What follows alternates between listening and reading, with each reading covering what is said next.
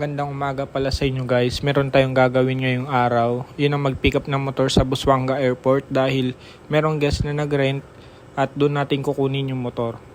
Ilang minuto rin pala kami guys na nagbiyahe. At sa wakas, dumating na rin kami sa Busuanga Airport. Hahanapin pa namin yung motor kung saan iniwan ng guest.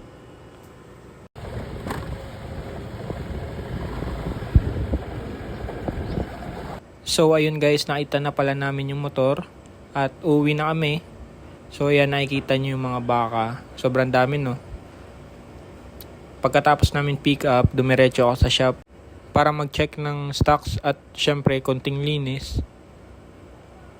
Ayun guys, papasok na pala ako. 2 PM na to ng hapon at 10 PM naman ang out ko sa trabaho.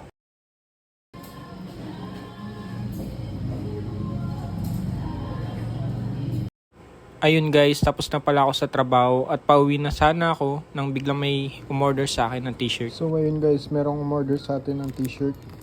God's Plan Fire version 3. I-deliver natin to sa DC Banda. Ayun lang guys, maraming salamat sa panonood nyo.